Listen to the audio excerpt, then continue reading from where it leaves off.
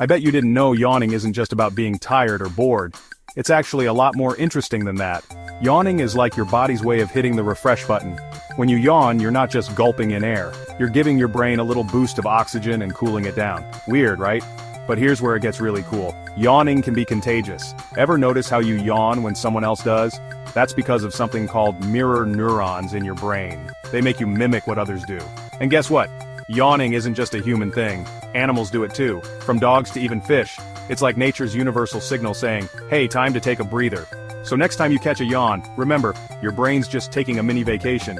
And now, you know the science behind it. Thanks for watching. Don't forget to like, subscribe, and share this video with your friends. Happy yawning!